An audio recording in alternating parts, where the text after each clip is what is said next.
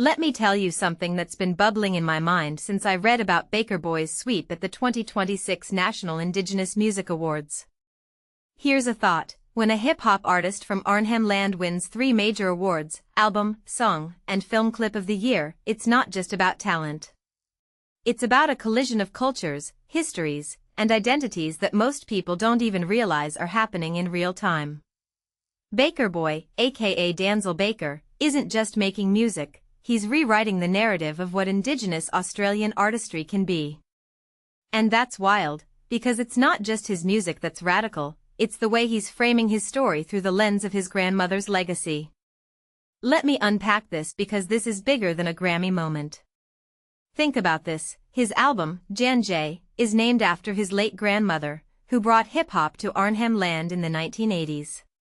Imagine that hip-hop, born in the Bronx, finding its way to the remote corners of Australia through a woman who returned from Los Angeles with vinyl records and VHS tapes. That's not just a cool story, it's a blueprint for how cultural exchange works when it's driven by passion, not politics.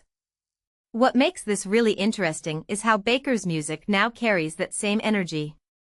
His debut album, Gela, was more about style, but Djandjay? It's raw, introspective, and unapologetically rooted in his Yolŋu heritage. He's not just rapping, he's weaving ancestral knowledge into beats. And that's a seismic shift in how Indigenous voices are being heard in mainstream spaces. Now, let's talk about Thick Skin, the single that won both song and film clip of the year.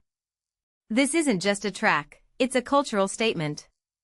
Filmed at Werribee Mansion, a colonial-era estate, the video flips the script on who owns space. Picture this, Black artists standing in a mansion that once symbolized oppression, now reclaiming it with a "this is my house" attitude.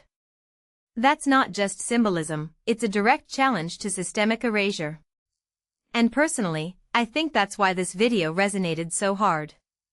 It's a visual manifesto for POC excellence, where the white butlers are literally there to serve the artists, not the other way around. It's a reminder that art can be a weapon, and Baker's using it to dismantle centuries of power imbalances. But here's what people don't realize, Baker's success isn't an anomaly. It's part of a wave. Take Birds and Fred Leone, who won Artist of the Year. Their EP Gela is a love letter to Catherine, a place that shaped them. Or Terry Gayula, aka Drifting Clouds, who's bringing Yolŋu Matha lyrics into synth-driven tracks. These aren't just artists, they're cultural architects. And when Marlene Cummins and Saltwater Band were inducted into the NIMAs Hall of Fame, it felt like a generational handoff. Jessica Mauboy's tribute to them wasn't just praise, it was a call to action for young Indigenous artists. You don't have to leave your culture to chase your dreams. That's a message that needs to be screamed from the rooftops. What this really suggests is that Indigenous music isn't just surviving, it's thriving, and it's doing so on its own terms. Baker Boy's win isn't just about awards, it's about validation. Validation that stories rooted in country, family, and resistance can be both commercially successful and culturally authentic. And if you take a step back and think about it, this isn't just a moment for Australia. It's a global trend, communities reclaiming their narratives through art, refusing to be sidelined. So the next time you hear a track by Baker Boy or see a video by Birds, don't just listen. Think about what it represents. Because this isn't just music, it's a revolution in sound, and it's only just beginning.